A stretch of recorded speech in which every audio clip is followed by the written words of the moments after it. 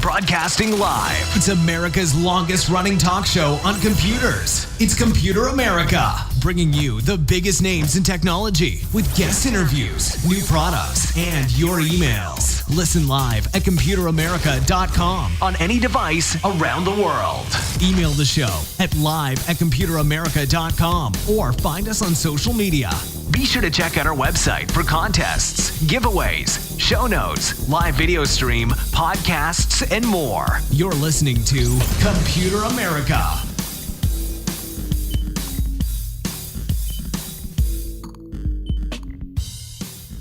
Hello and welcome into the Computer America Show. Just 1 second, folks, and there we go. Hello and welcome into the Computer America Show. We are the nation's longest running, nationally syndicated radio talk show on computers and technology. I hope all of you are having a great day and ready for a full hour of Computer America.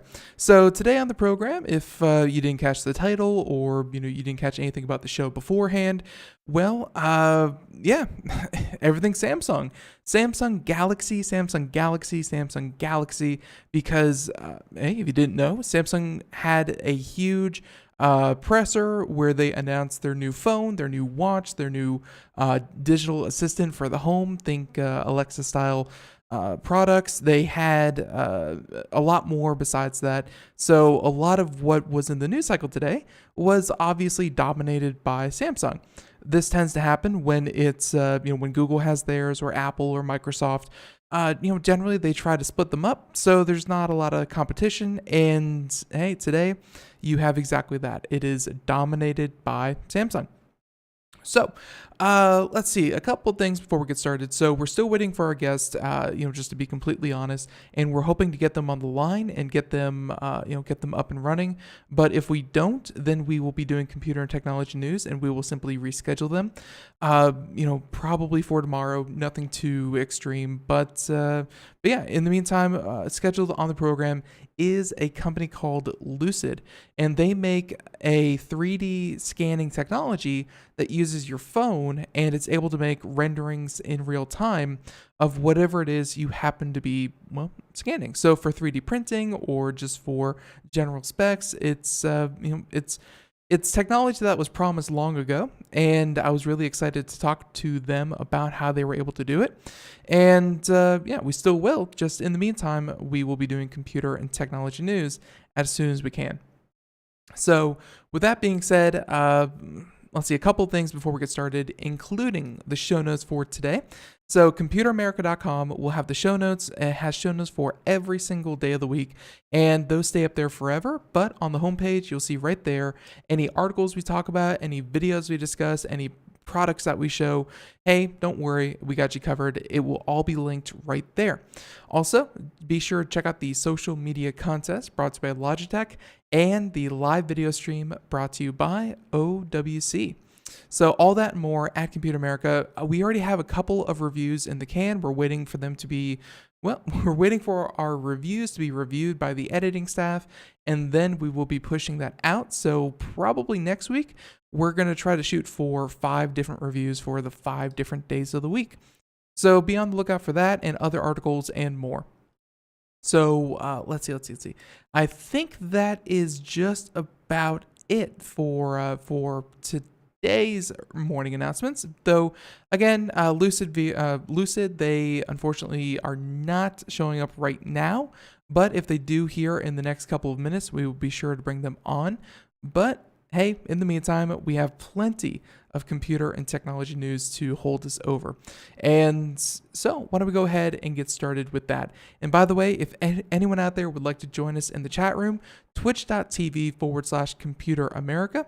And you can join us there, talk with myself, talk with the other viewers, and of course, ask questions or, hey, give us your comments. Love to hear those because, hey, live chatting, it's a bit easier than live at computeramerica.com than emailing us. Emailing is so old school.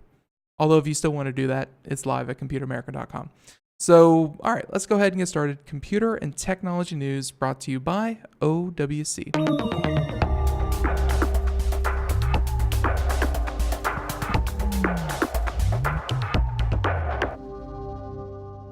So let's go ahead and get started. So if you're watching the video portion, this is the website for our guest today. Hopefully, again, they show up and we get to talk about this.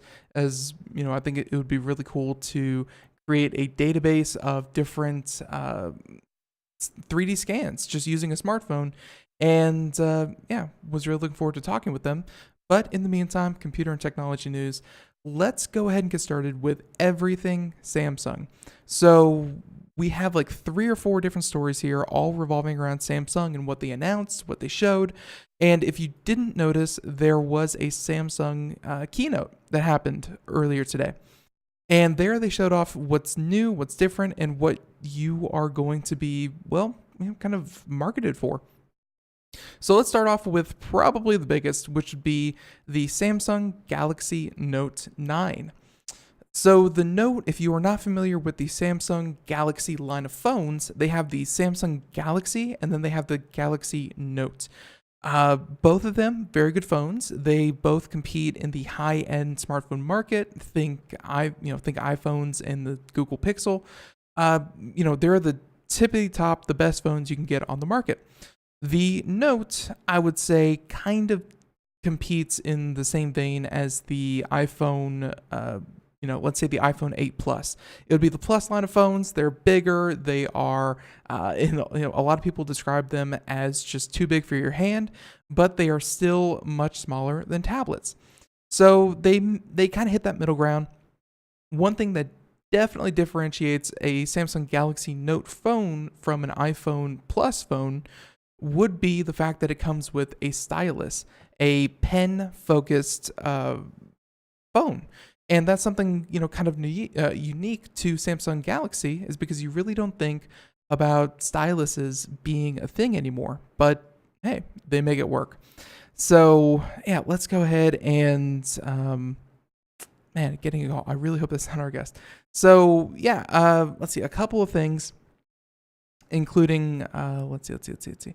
Yeah, so a couple of things, including the fact that, they announced a new one today, and we can definitely go ahead and get this thing going, saying that after more than a few leaks, including from Samsung itself, the Galaxy Note 9 is finally official, where the Samsung's new flagship is an evolution of the Note 8 that promises to never slow you down or let you down.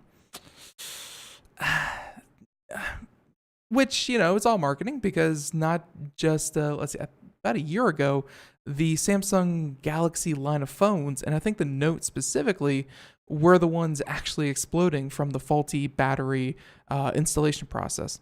So promises to never let you down. I hope they can keep that, because exploding phones were very annoying there for a number of weeks. And they had really one of the biggest recalls ever. So yeah.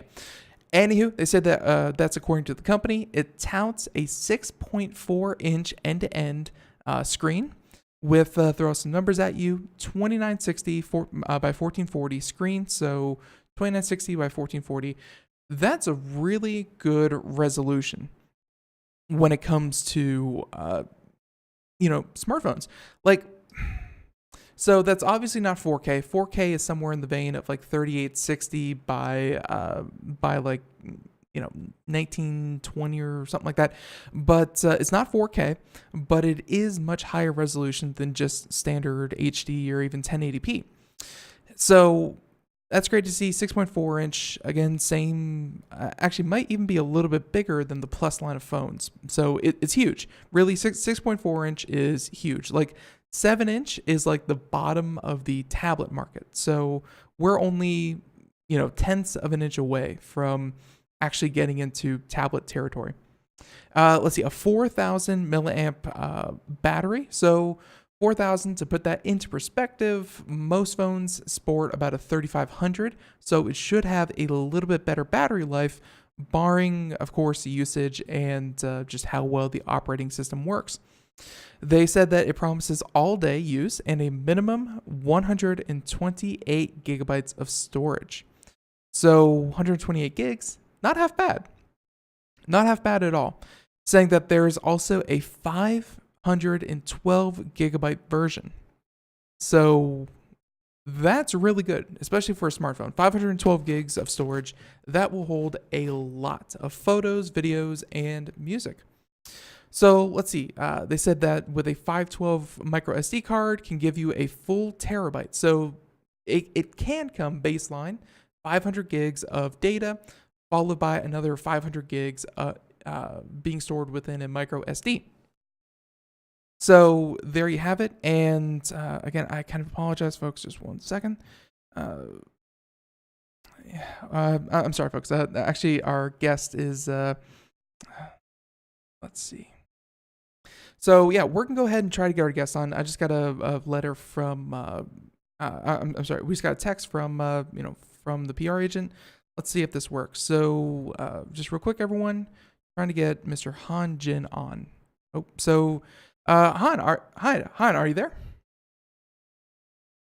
Oh, perfect. So, all right, let me switch gears here. So, everyone just joining us, and Han, I apologize, but happy that we can get you on. So, we're going to switch gears here and just jump right into the interview. So, you hear that voice? That is Mr. Han Jin. He is the CEO and co-founder of a company called Lucid. And to tell us all about what they do and how they do it, and 3D imaging and things like that, it's going to be a lot of fun. So, Han, welcome on to Computer America. Again, apologize for the interruption there, but yeah, welcome on. No problem. Thank you for having me. My pleasure, my pleasure. So let's get a bit of a background for those of us who have not heard of Lucid. When did you start the company? What is a bit of your background as co-founder? Were you always into technology? How did this whole thing get started?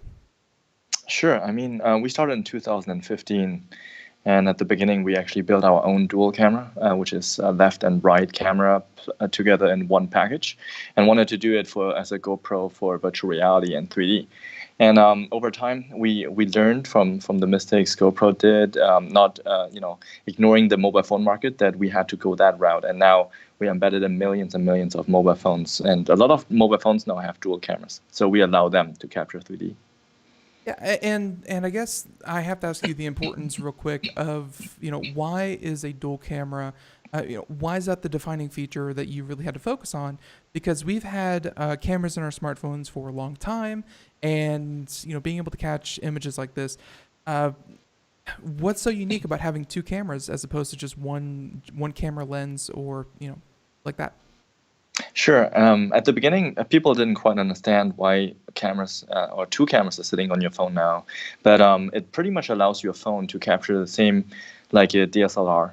That means like you can zoom in, and then you still have high resolution images. You can zoom out, and you can go into wide angle. So mobile phone makers started putting two cameras because then it gives you the option to switch between them, and also to allow you to create the bokeh effect, which is making the background blurry and then you in the front focused.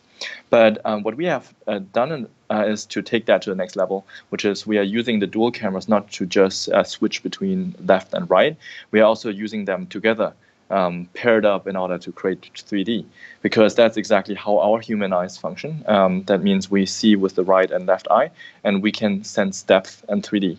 And that can allow a dual camera to do more than just capture images, from gesture tracking to recognizing images and faces to scanning even objects and seeing the entire space in 3D. Very, very cool. So, in my notes here, it says that we last talked back in September 2016, a number of years ago, far too long. But I actually, kind of pulled up the topic that we, discussed last time, which was your Lucid cam, mainly for VR and things like that. And I immediately remembered the design of your camera it was very unique, and I'm glad that you were able to come back on, and you are branching out just from making hardware to also, I guess at this point making the software. And how's it been over the past 1.5 years? I mean, obviously you guys are still, trying to figure out the best way to, I guess, penetrate the market and really bring this to as many people as possible. How, just tell us how are things going? It's been going great. So we launched Lucid Cam in 2015 on crowdfunding, and afterwards we brought that product all the way into the market. That means you can buy it in Best Buy, you can buy it on Amazon, and we launched it through entire retail. And the logical next step for us was to go into phones, because phones are starting to have dual cameras as well. So my vision, especially when we started the company with my co-founder, we wanted to touch as many people as possible, impact as many people as possible. And now with mobile phones and our camera in the market, we are touching millions of consumers and allowing them to capture 3D experiences like they see with their own eyes. And just kind of give us a quick example of a couple of like where you see VR going in the uh, with the proliferation of this technology. What are you trying to displace? Because currently, we saw VR, the rise of VR, back in 2014, back in 2015, the first time that a couple of VR headsets kind of came onto the market.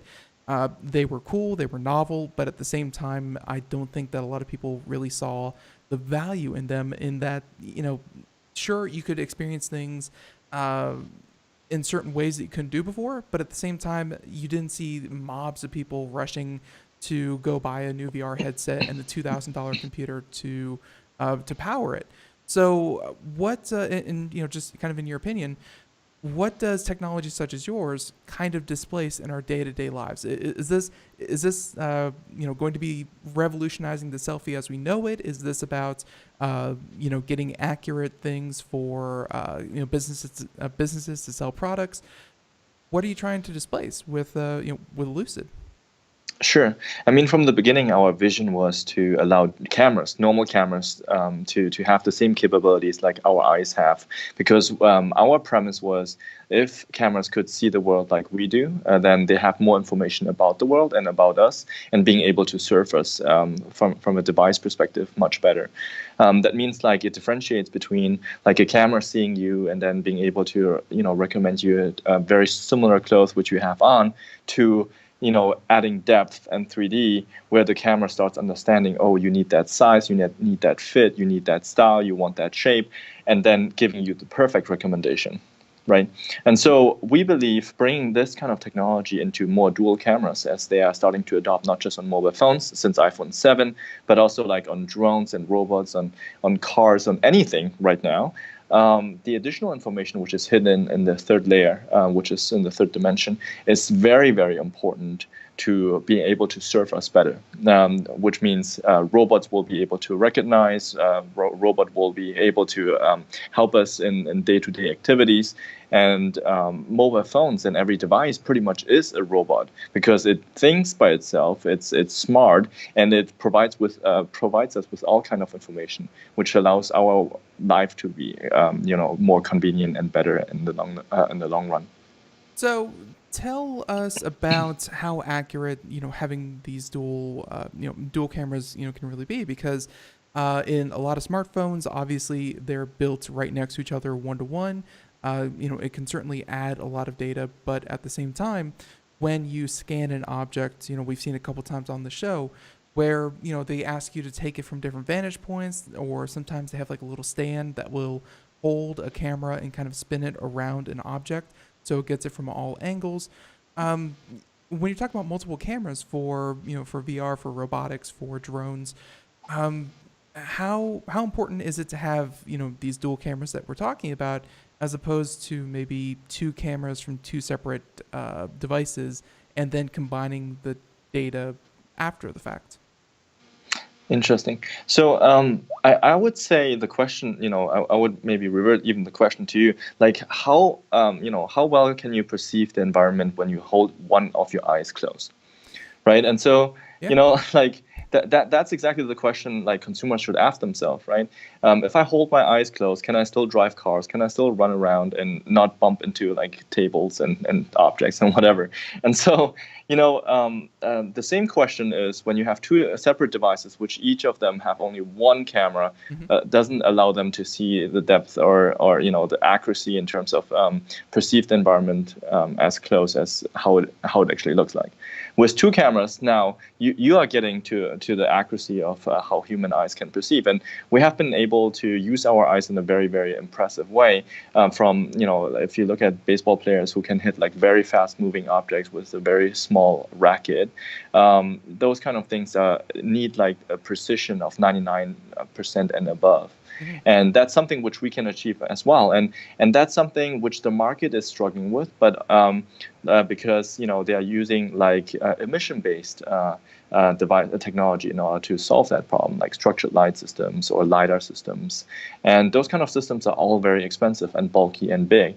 To be able to shrink that into a smaller, to be able to put that into a nice form factor, and being able to leverage that into like thousands of devices while the cost is still low, I think that's the main pain point our technology can solve as a pure software solution.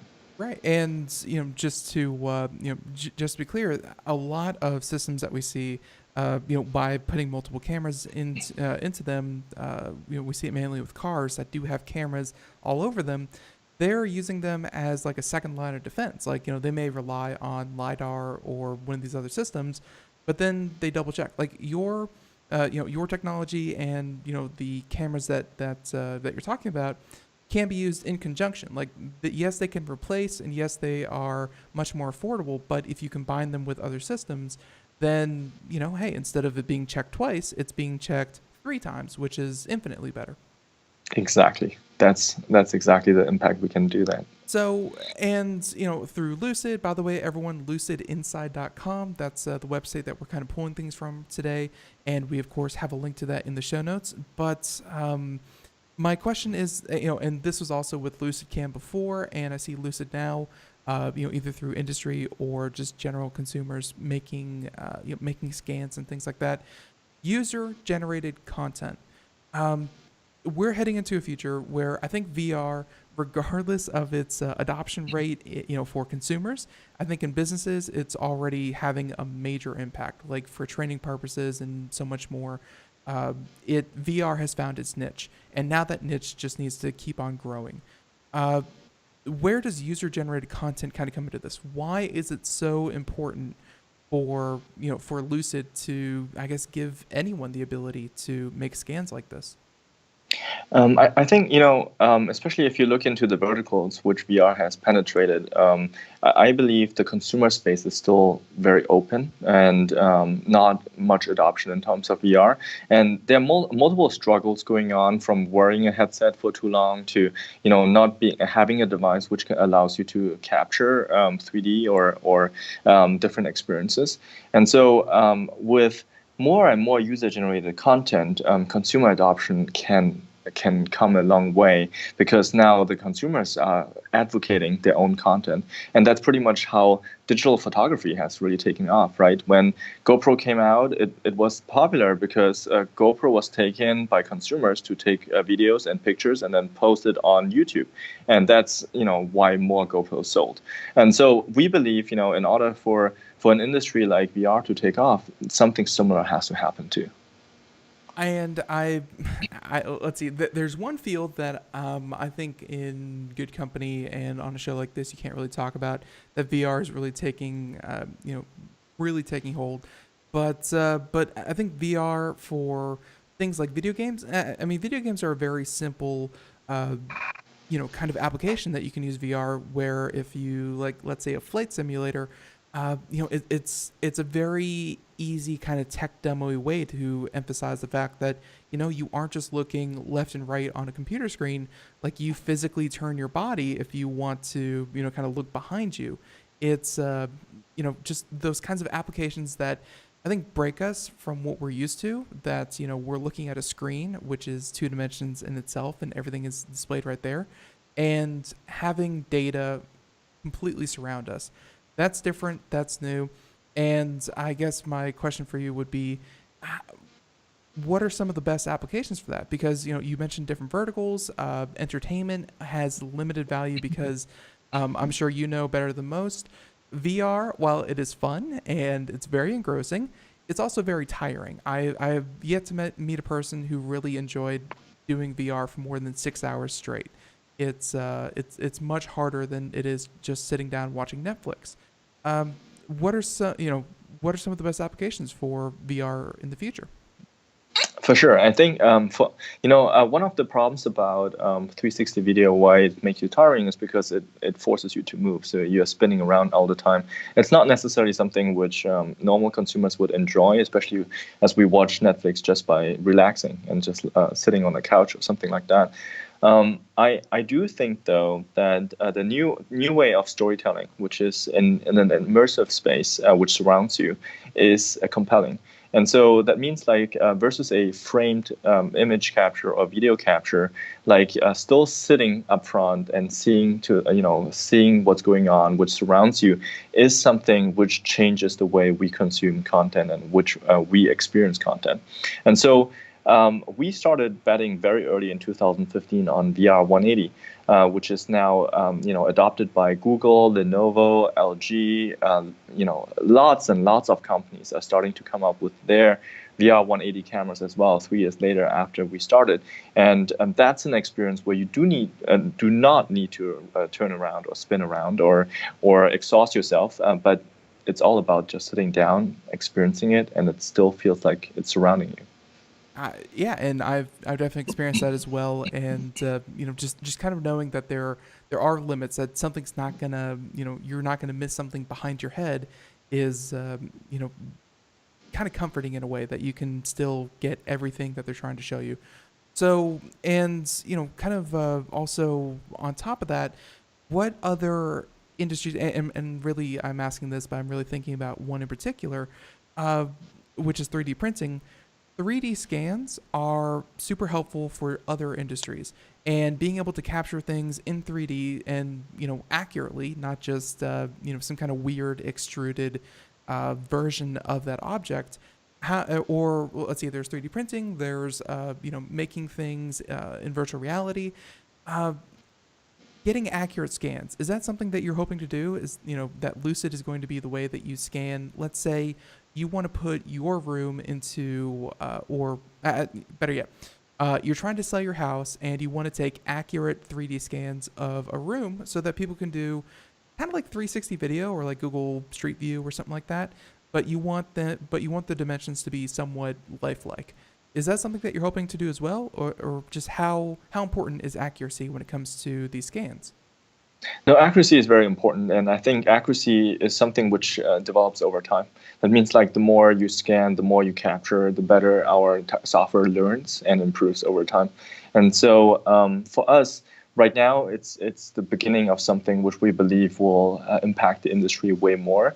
And so when you talk about like scanning the room and being able to look around, we are thinking actually one step further, which is scanning the room and taking it apart.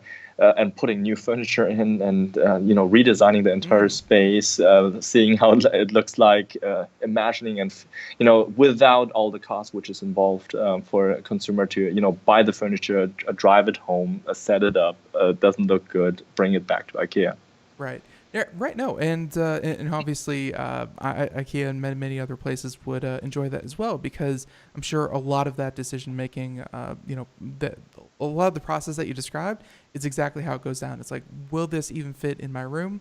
Now you can kind of get a representation of yes, it will, no, it won't, um, and even beyond that, I was let's see, I just had one where I was going to ask you about.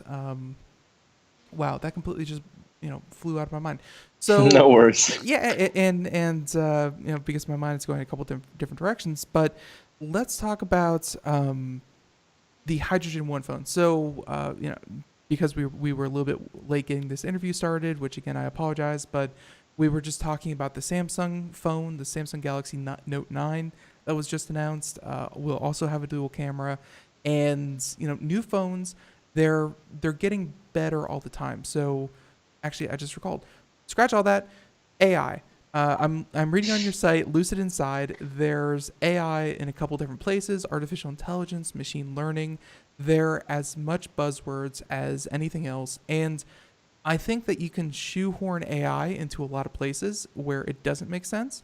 But I think that 3D imaging and, as you said, improving over time, that's somewhere where machine learning really does shine. So we're about to head off into break. And Han, if you don't mind, we're going to come back from break and continue talking. But when we come back, I want to ask you about how you and Lucid are utilizing machine learning in your product. For sure. Happy to. Perfect. So everyone, stay tuned. More Computer America. I swear we're going to get it together. And everyone, more Computer America, more Lucid right after the break. Everyone, stay tuned.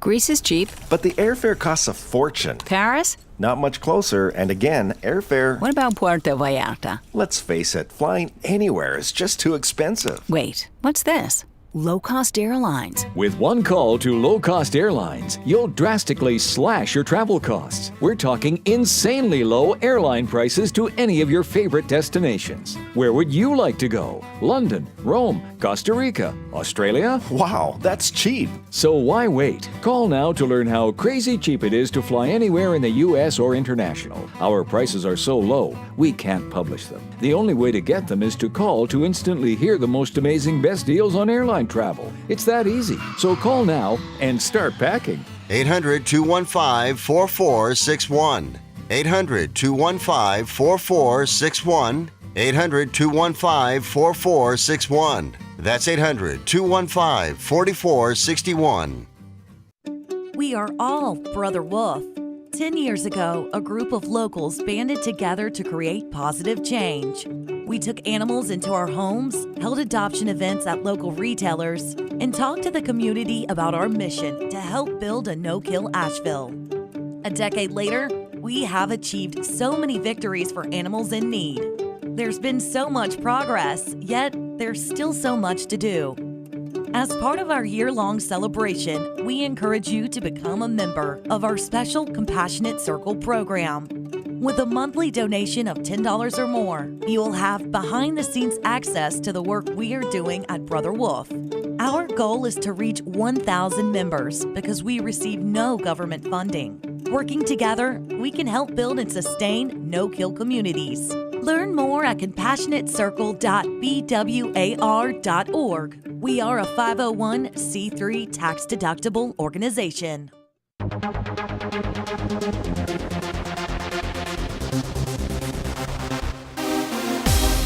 And welcome back to the Computer America Show. We are 32 minutes past the hour, and if you missed any part of today's interview so far, please feel free to check us out wherever podcasts are heard, and you can download today's show in its entirety on iTunes, Google Play, iHeartRadio, SoundCloud, Spreaker, and many, many more places. So we're talking to Mr. Han Jin, and he is the CEO and co-founder of Lucid. Talked to them a couple of years ago about their Lucid Cam, and really breaking into the VR space, and making VR content was also very expensive, but that's starting to change, luckily. And now we are heading into, I guess, kind of a new phase where any dual camera phone can become a content creation device, which is going to be hugely important if VR is going to take off, or at least when it does. Being able to make content for it is going to be supremely important. So, Han, again, thank you for continuing on with us. And as I said before the break, artificial intelligence, machine learning, whatever you want to call it, it's the process of feeding massive amounts of data into into software that will eventually learn, and it will adapt and make things easier, or it will make things smoother, whatever. That's the question for you. How are you utilizing artificial intelligence with Lucid?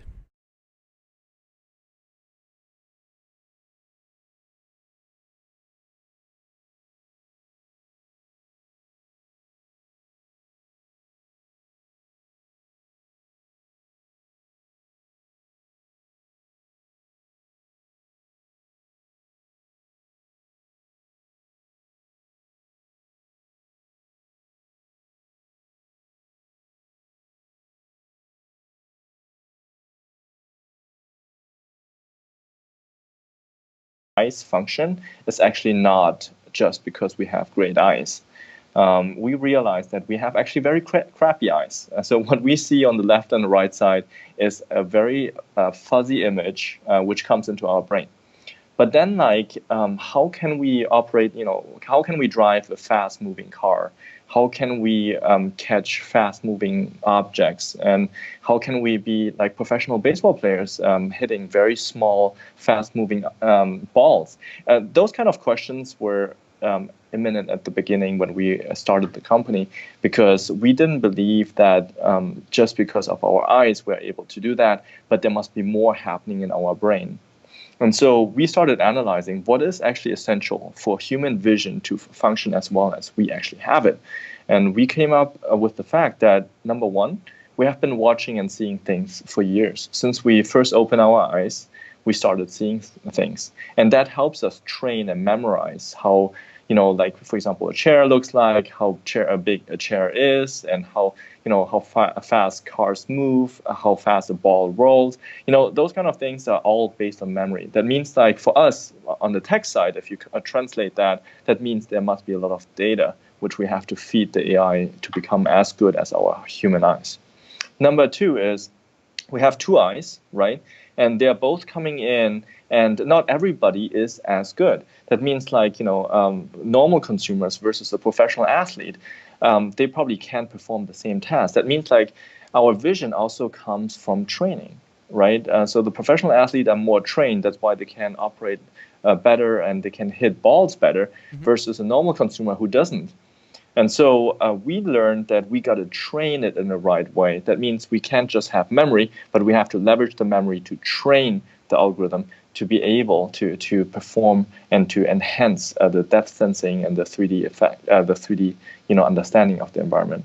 And then the last part is really about how do you merge between left and right. It's not just having two images coming from the left and right. Our brain does way more than that. That means, like, if you fall down and your eyes got hurt and you can open one only half, the other one full, your brain adjusts to that. Your brain is very smart around it. And those additional improvements we have built all into our AI algorithm in order to enhance the depth capture and the 3D capture.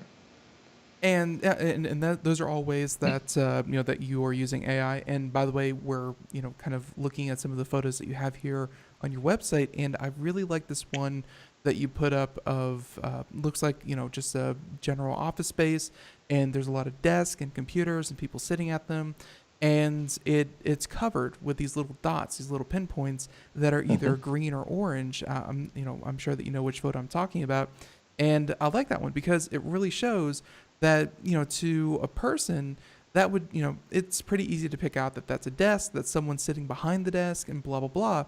But for a single camera, that would just be a flat image. It is what it is. They don't know there are things behind there. But with all these dots that are being displayed in the photo, you can really see where, I guess the orange would be the background, things that are behind objects. The green dots would be the foreground, things that are in front of other objects. And you start to see that, while the dots aren't all perfectly placed, it does show that it's learning what behind an object means. It's very intuitive for a person, but I guess for a robot, that's new territory. That's exactly right.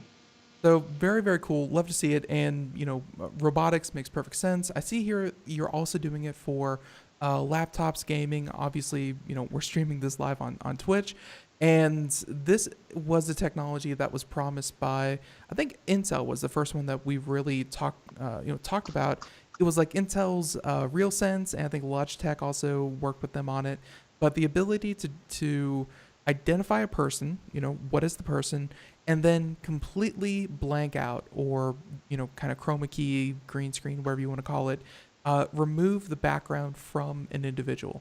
The technology, I don't think ever really worked that well. Looks like you're trying to do something, in the same vein where you identify the person, but all the extra stuff that, really isn't necessary for what you want to capture gets removed. Talk about this software and what you're doing with, background removal, facial recognition, which can also be used for security purposes, and again, kind of face capture. For sure. I mean, like you're completely right with the Intel RealSense. That was a very good approach to addressing those kind of issues. And I think since then, a lot of stuff came out, from depth sensors to structured light systems to time of flight systems, and all of those systems are very, very accurate and great. For us, what we ask ourselves is like, from a human perspective, we are not, those depth sensors and those structured light or time of flight systems. What they do, they shoot out lasers, and then they collect with the sensor and read the lasers or the dots, right? That's, for example, how your facial recognition functions on the iPhone. They pretty much throw out like 10,000 dots on your face, and then they read off the dots and recognize it's you. We were just wondering, like, if we human beings can still recognize faces, but we are not shooting dots, is it possible to solve that with pure software? And that's how our approach pretty came, because we are hardware independent. Now you can use dual cameras in any baseline, like no matter how far they are away from each other, and we can still apply our technology to it. And that's pretty much when it becomes more interesting, because now we are getting closer to how a normal human being, like human vision, actually functions, going away from more like technical and more like hardware-driven vision, which has been dominating the market for the last couple of years. Yeah, it certainly has, and it's and we still hear stories about that it's a very conflicting technology, because in some instances it works beautifully. It works very quickly, and it's great when it does that. But in others, we see instances of multiple people's face are just similar enough that the data points that are collected are just enough that it opens up for anyone with a similar face style as you. We've seen it where photos of people are still mistaken for non-photos, which I think is is part of what your technology would really solve, which is you can do facial recognition where kind of it unlocks your phone, but these phones are still tricked by the fact that, hey, you can hold up a photo that you printed out off of Facebook, and the phone will still open up for that printed off face, which they really can't solve. That's correct. And we believe that AI is, what's going to define the future of how technology is going to function. And at the end of the day, what you want to do is break it down into the most, fundamental hardware components you need, and then solve everything as much as possible with software. And that's what AI will be able to enable. So tell us real quick. So, and this was, when I had that, that little part where I forgot what I was going to say, but we were about to get into the Hydrogen One phone. It's a very, very cool phone by Red. Red makes a lot of the high quality, movie and film kind of cameras. They're used to making devices that are, $60, $70, $100, $200,000. With the most cutting edge stuff that you can possibly put into a digital camera. And now they are claiming that I think they were pushed back to like November or something like that, but they're claiming that they're going to come out with a phone. I'm still hoping that that's the case, but the Hydrogen One phone, and it has a lot of different features that are unique to it. One of them being the development of a holographic display. So tell us real quick, what is a holographic display? How is that different from a regular display on a phone? And why is that important to come out with? And how is it important in relation to VR? Sure. A holographic display, and especially the one which Red is using, allows you to see with your naked eye without any headset how depth and 3D can be displayed.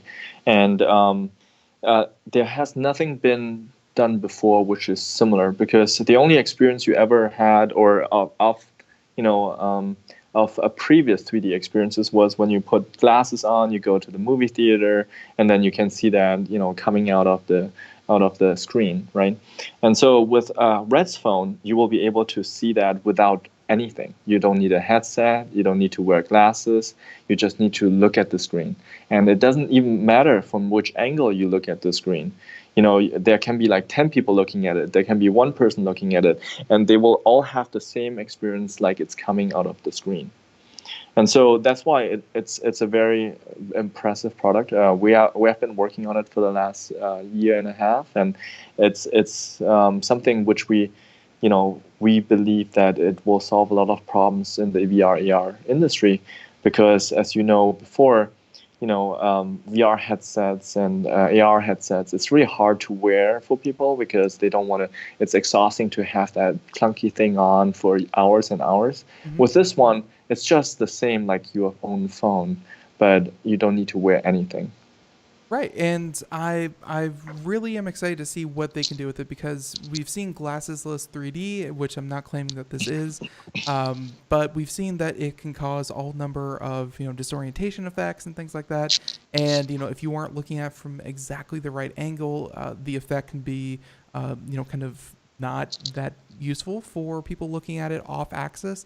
We just showed kind of the demo there that they're kind of pushing, and I hope that it gets to that point. But a big part of that is something that we mentioned earlier, which is accurate scans. If you scan, let's say, a cup is going to be, if a cup is oval shaped, your brain's going to go, that's the worst looking cup I've ever seen. So I guess accurate scans come full circle. And I guess just having accurate data is going to be crucial for not just VR, but holographic displays.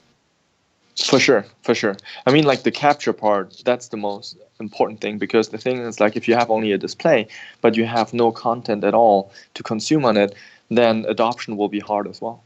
Right, absolutely. And hey, we're fast heading to the ideal circumstance of, the Tony Stark Iron Man kind of thing, where you can pull things apart and, manipulate the holograms in real time. So, seems completely unrealistic, but hey, that's what you're working on. So talk about, and let's see, I think this is a term here that is exclusive to you, 3D fusion technology. What is that? And yeah. That's correct. So 3D fusion technology, what it means for us is that you fuse multiple amounts of data into one certain perception.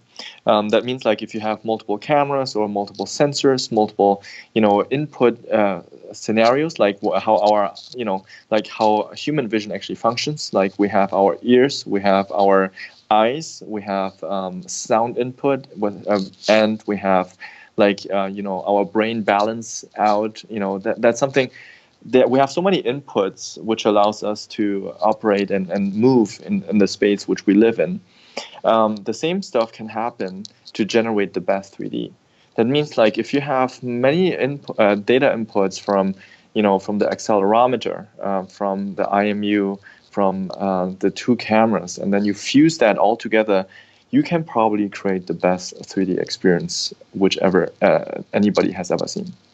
And hey, that's going to be very important. So, and really, just over the course of this interview, it really seems like you're hoping that 3D isn't something that, you sit in a chair wearing a headset and you swivel around experiencing it. You're hoping that, kind of VR, 3D, all this, or even augmented reality, I guess I should say as well, this all happens, either in real time, you create the content yourself. Instead of taking a photo of your family at the park, you capture, kind of a 3D, I guess, moving image, or even just like a 3D rendering of your family at the park that you can kind of catch it from different angles and see what's going on. You really seem to be pushing the idea that this isn't something that you're developing for a new platform. This is something that will replace what we currently do in our day-to-day. That's correct. So for us, we know that the market has been moving slower, and 3D and VR, AR has been around for decades, right? It's not like something completely new. But the thing is, like, the technology is starting to get there, where it starts to make sense for a lot of different applications, and especially for a consumer adoption. And so we can't, I don't know if you watched that movie, but Ready Player One, right? Mm-hmm. Right. We can't imagine a future without that. And maybe that's just sounds crazy out of my, coming from me, but I really can't imagine that VR, AR won't be there in the future. I can't imagine that a lot of stuff won't be there, which we are building on at this point in the Silicon Valley. But like VR and AR can be a very crucial part, and especially through the movie, we have just learned so much that what it can impact and how it can impact our lives. And so we do believe that technology get recycled, and it goes through cycles, multiple cycles, until the technology is ready. And we feel like, especially with the chip performance getting better and better, with the devices getting stronger and better, with the batteries getting better and better, that like the five senses which humans have, that's how the experience should be shaped around. And VR and AR is exactly addressing that, right? And in the future, it will be still around, but the technology will be there to carry it and being able to make it more consumable for people like us. So great points. The main thing I pulled away from that is that next you are developing a camera that will capture smell, and that's scary. That's that would be awesome. but it's vision. I think is obviously the place that you want to start.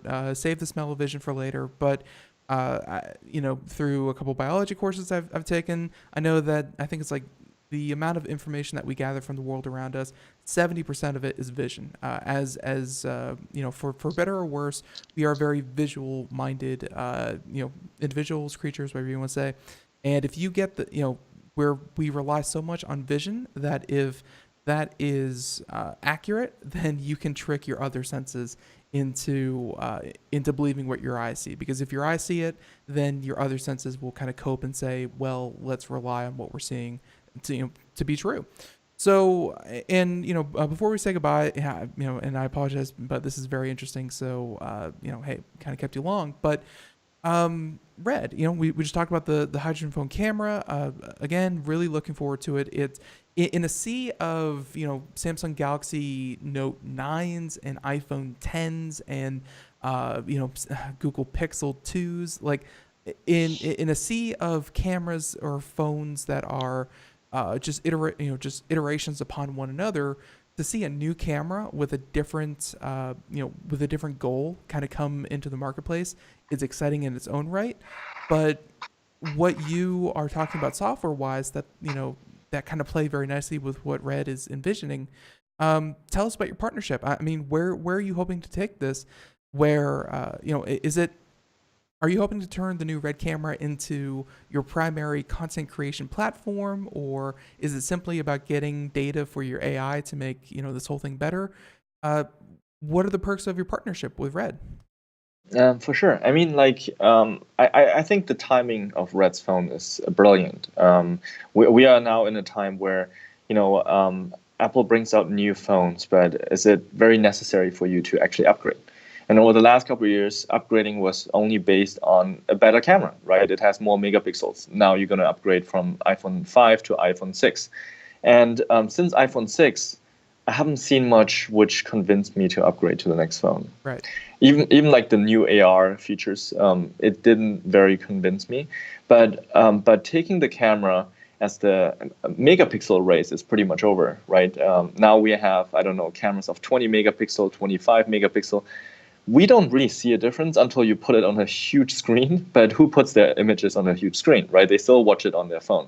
And so when Red came out with that holographic display and then being able to take the camera to a 3D capture, that's where a new approach to the market is coming at the right time. And at a time where innovation is lacking, like the prices are dropping, margins are shrinking, and the phone makers are frustrated and finding ways how to make people buy more phones or the newest phone. I think Red is going at it with a very, very different approach, and that's what is innovation and disruption looking like for me. Just as someone who reports on this, follows it, sees the trends, I'm getting frustrated by the fact that and as much as I like what Samsung's doing, I like what iPhone is doing, been bouncing between those two for a long time. The latest Samsung Galaxy Note 9 is starting at $1,000. The iPhone 10 was one of the first phones to break that $1,000 barrier. And more to your point, they are, no real innovation. They are a little bit better cameras, a little bit better screens, a little bit bigger batteries, and all that together means that you pay an extra $150, $200. Uh, there's nothing really saying, hey, this is the newest thing that you really need to have. Red is certainly doing that. I can't wait to see what they actually come out with. But, one last question before we say goodbye. But looking to the future, Lucid, you guys are obviously working on cutting edge technologies, hardware, software side. What are some of the innovations that you're looking forward to? Because you said that the megapixel race is over, so I can't really say that, higher fidelity cameras are all that important. But what's going to push VR or 3D or holographic into people's lives? Is it better data storage so that they can store bigger files? Is it faster internet speed so that they can stream this content better? Is it better battery life so that they can actually watch it without killing things? What technology is really are you really looking forward to? Yeah, I think it's a combination of all of them, and we need all of them to have this function. But for us, I think what's most impressive is that software is taking the next, or bringing the cameras to the next stage, which means like software enhanced cameras will be able in the future to do more than just capture images, and that's what we are most excited about. Makes perfect sense. So I'll go ahead and let you have the last word. And if people want to find out more about what you're doing, and if they want to see for themselves, what's the best place to get more information? The best place to get more information is to go to lucidinsight.com and check out what we have been up to with our technology. We are going into robots, into laptops, into tablets and mobile phones. And there are so many more applications because a lot of other devices are starting to adopt dual cameras. And depth is clearly one of the information which we as humans already have, but devices don't. And so we believe that's the next stage of camera technology. All right. So, and by the way, everyone, we have a link to Lucid Inside, and we'll throw up, we'll throw up the Lucid Cam as well, just for a reminder. But Han, hey, I'm glad that we were able to get you on. Always a lot of fun to talk to you, and I'm looking forward to seeing what what you and Red and everyone else is doing in this field. So, thank you for coming on to Computer America. Thank you so much. Our pleasure. Hope to talk soon. Yep, absolutely, and have a great day. You too. Bye. All right, bye-bye. All right, everyone. So there we go, Mr. Han Jin, and he is the CEO and co-founder of Lucid. Always great conversation with him, and yeah, I this is a field that it has not taken off, the way that we wanted to. Even a number of years ago, we said that VR was going to be the next big thing. Everyone was going to have a computer and a VR headset. Not quite to that point, but we still see the potential in the technology, and it's always interesting to see, kind of what's new, because even 3 years ago, what we're talking about today was, wasn't really a thing, be that a combination of, artificial intelligence and better cameras and stuff like that. It's just a really good thing to see. So, everyone, there we go, Lucid. And if you want to find out more, check out the podcast if you missed any part of that. So, with that being said, I don't think we have time to really get back into computer and technology news, but just some homework so that all of you don't miss out. Maybe tomorrow we'll cover it more in depth because, let's see, as far as I know, I think we're just scheduled to do computer and technology news. But yeah, for anyone out there who wants to do homework, the Samsung Galaxy Note 9, the bigger of the two phones, was announced today. And hey, some very, very cool specs. But as we were saying before in the interview, it's very much an iterative upgrade to the Samsung Galaxy Note 8. Let's see, they also announced the Samsung Galaxy Watch. So I really like these because they're smartwatches, but they have the watch face of a, watch. And I know that seems pretty obvious, but a lot of smartwatches miss the mark. So there's that, Samsung Galaxy Home, which we're going to talk about, and the Samsung Bixby Digital Assistant, and if they, if they've actually fixed Bixby. So all that and more, and So all that and more, everyone. Computer America, thank you so much for joining us. And again, thank you to Lucid, our guest for today. Folks, until next time, thank you so much for joining us. And again, tomorrow will be computer and technology news. I really want to drive this home next week. So next Monday and Tuesday, if all things go as planned, August 13th and 14th will be no Computer America. We will be running best ofs, and you can check them out. But we will be back bright-eyed and bushy-tailed on August 15th. So everyone, have a great day. Thank you for joining us. And everyone in the chat room, thank you so much for joining us there. And catch you next time. Bye, everyone. And 4 p.m. to 5 p.m. Monday to Friday. Catch us here on Computer America. Bye-bye, everyone.